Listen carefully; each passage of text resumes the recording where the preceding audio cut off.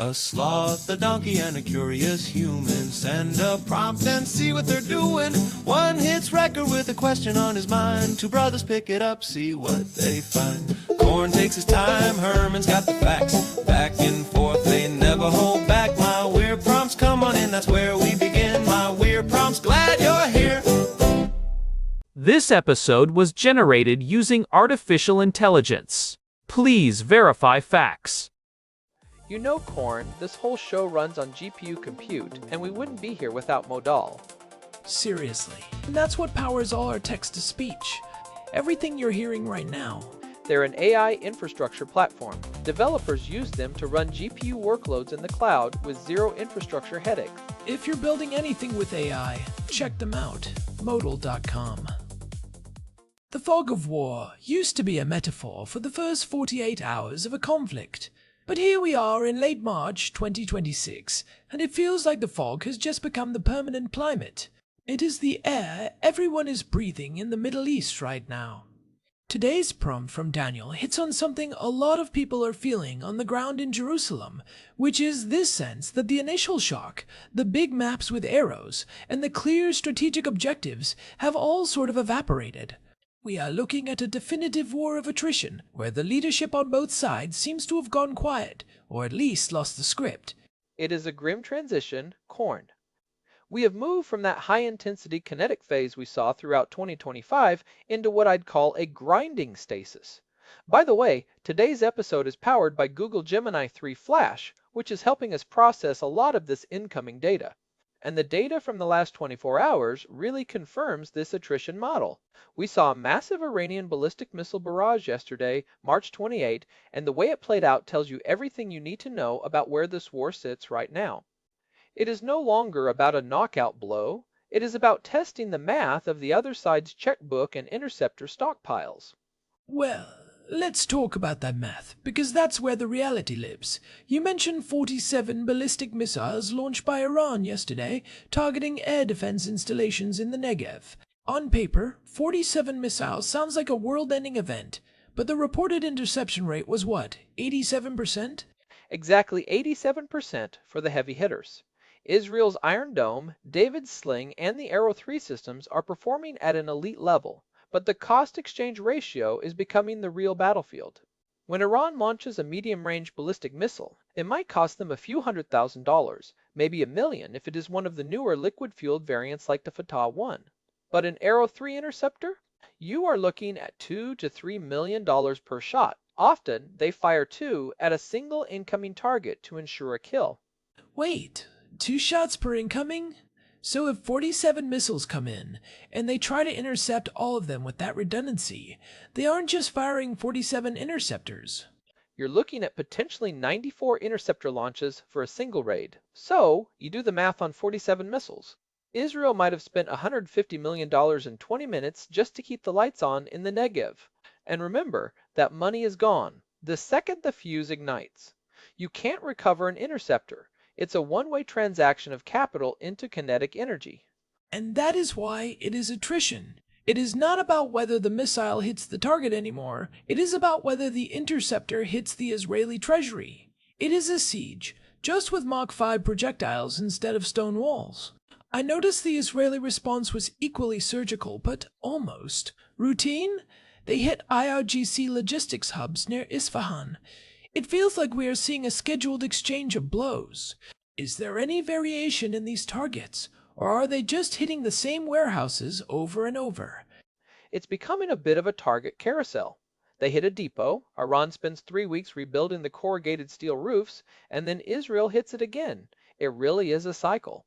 We have settled into this pattern of 2 to 3 major strikes per week. Compare that to January, where it was daily, sometimes hourly. The tempo has slowed because the magazines are running low. You can't maintain a high-intensity missile war for 18 months without hitting a wall. Iran is pivoting to drone saturation specifically to address this. They are flooding the zone with those cheap Shahed variants, the ones that clatter along like lawnmowers, just to force the Israelis to use up their expensive Tamir interceptors. It is a tactical exhaustion strategy. But how does that work in practice? If you're the guy sitting in the command center in Tel Aviv and you see 100 lawnmowers on the radar, do you have to shoot them all? You can't just let them hit, right? That's the dilemma. You don't know which drone is carrying a 10-kilogram payload and which one is just a decoy with a radio reflector to make it look bigger, so you have to treat every lawnmower like a lethal threat. It's a psychological and financial drain. It makes me wonder about the leadership vacuum Daniel mentioned. If you are a civilian in Jerusalem or a resident in Tehran, what is the goal? Usually in a war there is a victory condition. You capture a city, you sign a treaty, you topple a regime. But right now, both cabinets seem to be playing a game of don't be the first one to collapse. Herman, is there any actual strategic communication coming out of these governments, or are they just reacting to the censors? It is remarkably quiet on the strategic front. In Israel, the war cabinet actually dissolved back in February after months of internal friction. Now, you have a fragmented decision-making process where the military is essentially running the war on autopilot based on established red lines, while the politicians bicker over the budget. It's almost like the military has its own if-then logic gates that don't require a prime minister to sign off every time. So if the censor says launch, the system launches, and the political leadership just finds out about it on the news feed like the rest of us. That sounds like a terrifying way to run a nuclear-adjacent conflict. It's the ultimate black box governance. And in Iran, the leadership is facing a dual front. They have the external war with Israel and the United States, and an internal economic war. The Iranian rial has lost 34% of its value against the dollar just since this latest escalation began. When your currency is in freefall, your ability to project power abroad starts to rot from the inside. So we have two exhausted boxers leaning on each other in the 12th round, just throwing short rib shots because they don't have the energy for a hook. But even these short shots are devastating. Let's look at the Israeli defense budget. 23% of their gross domestic product is being swallowed by the military right now. That is the highest level since the 1973 Yom Kippur War. You can't run a modern high-tech economy like that for long without the social fabric starting to fray. I mean, think about the tech sector in Haifa or Tel Aviv. How do you pitch a startup when 20% of your workforce is on reserve duty every other month? You don't. Or rather, you can't. We're seeing a massive pivot in the Israeli tech sector toward defense-only applications. The civilian side of the economy is essentially on life support, and that's the utility gap we've talked about before. Mainstream news shows you maps of where the missiles landed, but they don't show you the map of the middle class disappearing in both countries. It's a fascinating point. We talk about brain drain as an abstract concept, but in Israel right now, it's literal. If you're a senior software architect at a cybersecurity firm in Tel Aviv, and you've spent 6 of the last 12 months sitting in a bunker in the north or operating a drone unit, you start looking at those job offers in Palo Alto or Berlin very differently. The attrition isn't just missiles, it's the brain drain, the halted investments, and the sheer psychological weight of living under a permanent red alert. What's fascinating technically is how the air defense systems are being modified for this long-haul reality. We're seeing software updates to the David Sling system specifically designed to prioritize targets based on projected damage value. Basically, the AI is deciding, this missile is going to hit an empty field, let it go. This one is headed for a transformer station, kill it. It's a literal economy of scale. If the machine thinks the dirt is cheaper than the interceptor, it lets the dirt get hit. That's a cold way to run a war, but I guess it's the only way to survive a multi-year conflict. But let's go back to the strikes from the last 24 hours. You said 6 missiles actually impacted in the Negev. What was the damage? Because the official reports always say minimal, which is the most war of attrition word ever. Does minimal mean a hole in the sand, or does it mean something else? Minimal in this context means they hit taxiways or peripheral fencing. One hit a maintenance shed, but minimal is a relative term. If you hit a maintenance shed that contains the specialized tools for calibrating F-35 sensors, that's a minimal. Structural hit but a major operational headache. Think of it like a professional athlete getting the tiny tear in a ligament. It's a minimal injury, but they can't run. That's a great analogy. It's not about destroying the plane. It's about making the plane unusable for 48 hours, because the specific wrench you need is now under a pile of rubble. Right. But the real hit was the psychological confirmation for Iran that they can still penetrate the most dense air defense bubble on the planet. Even with an 87% interception rate, 13% of 47 is 6. If they launch 500, that's 60 hits. The math of saturation is the only thing Iran has left, and they are leaning into it. Meanwhile, the Israeli strikes near Isfahan were precision-guided munitions, likely launched from standoff distances outside Iranian airspace. They destroyed an IRGC fuel depot. Again, it's about logistics. You can't move your launchers if you don't have the diesel. It's like watching two people try to dismantle each other's cars while they're both driving at 60 miles per hour. One guy is throwing rocks at the windshield. The other guy is trying to puncture the gas tank. It feels like a tactical stalemate that has been elevated to a national identity. But what about the proxies? We used to talk about Hezbollah as this sword of Damocles hanging over northern Israel. But their operational capacity seems diminished, or are they just saving their strength for something else? I haven't seen a major Hezbollah headline in weeks. They've been hit hard, Korn. The Israeli campaign in southern Lebanon over the last 6 months has systematically dismantled a lot of the short-range rocket infrastructure. We're talking about thousands of small, concealed launch tubes buried in the hillsides. It's a bit like trying to weed a massive garden by hand. You pull one up, and there's another one 6 inches away. Hezbollah is still dangerous, but they've transitioned into the same attrition mindset. They aren't trying to invade Galilee anymore. They're just trying to keep the Israeli north evacuated. It's a war of displacement. But how long can that last? You have tens of thousands of Israelis living in hotels in Eilat and Tel Aviv because their homes in the north are in the line of fire. That's an enormous social and financial burden on the state. It's a ghost town, and if you can make 1,000 square miles of your enemy's country uninhabitable without actually occupying it, you are winning a certain kind of attrition war. You don't need to win a battle if you've already won the vacancy of the land. And that leads us to the international fatigue. I was looking at the notes on the UN Security Council meetings lately. It's like a ghost town. The world is tired of this. There were no major diplomatic initiatives this week, no peace missions from the Europeans. It's like the global community has collectively decided that this is just the way the Middle East looks now, like a permanent weather system of low-level fire. Is there any pressure being put on either side to stop, or has the world just moved on to the next crisis? It's a dangerous kind of apathy. When the world stops looking, the combatants feel they have more room to experiment with escalation because there's no audience to perform for. It's like a schoolyard fight where the teacher walks away. Suddenly the rules about no hitting below the belt start to vanish. But the economic reality is going to be the hard ceiling. You mentioned the Iranian rial losing a third of its value. That level of inflation leads to bread riots. We saw those in Mashhad and Tabriz last month. And in Israel, when 23% of the GDP is going to the military, that means education, tech subsidies, and infrastructure are all being cannibalized. The startup nation is becoming the fortress nation, and those two things don't occupy the same space very well. You can't be a global hub for innovation when your primary export is not being destroyed today. It reminds me of the old saying about how you can have a great military or a great economy, but it's very hard to have both during a 30-year war. It's the opportunity cost of war. Every David Sling interceptor is a laboratory that doesn't get built or a teacher that doesn't get hired.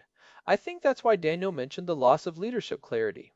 To justify those kinds of sacrifices, you need a Churchill or a Lincoln. You need someone saying, "We are doing this for X, and we will stop when Y happens." Right now, it feels like the leaders are just hoping the other guy's engine seizes up first. But Herman, what about the technical bottleneck? Is there a specific part or resource that runs out first? I mean, we always hear about chips, but is it more specific than that? Let's dive into the technical side of why this attrition is so grinding.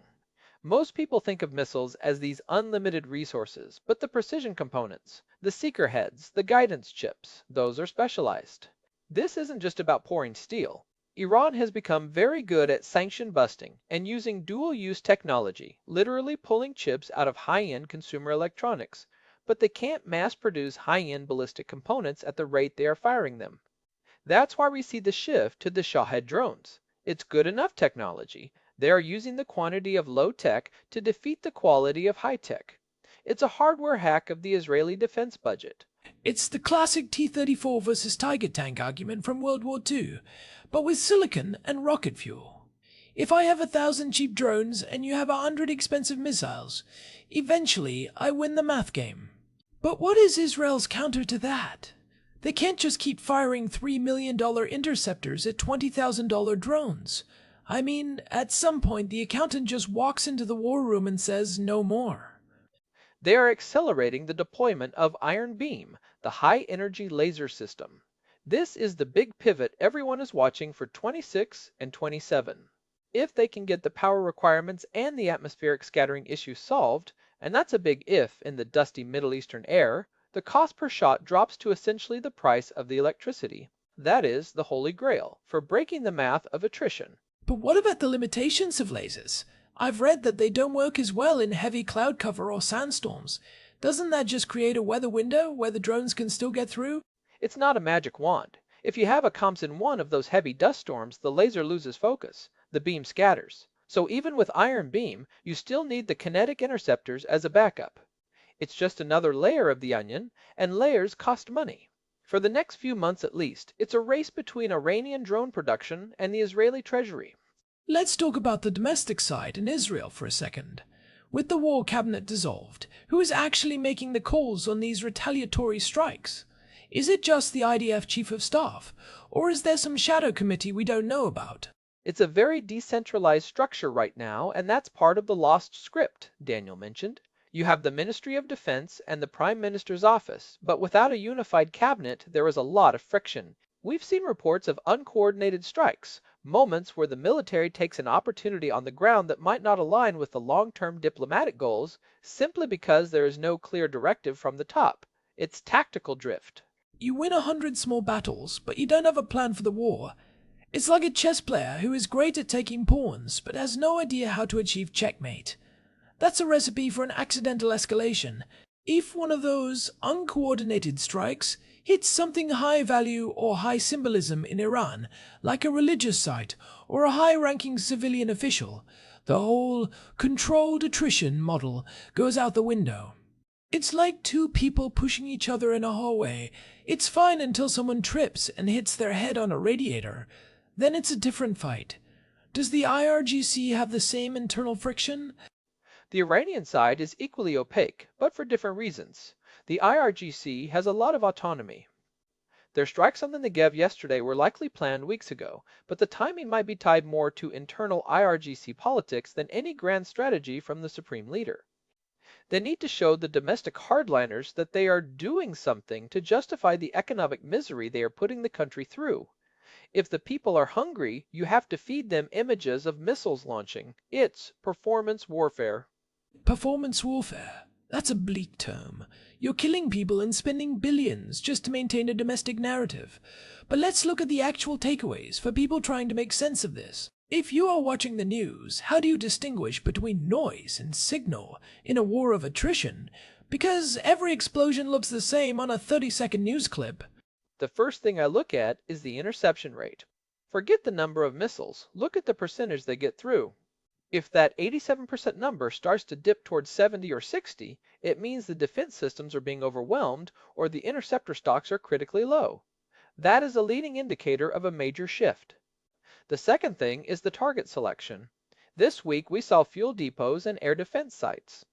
If the targets shift to dual-use infrastructure power plants, water treatment, internet hubs, that means they are moving from a military attrition model to a total societal attrition model.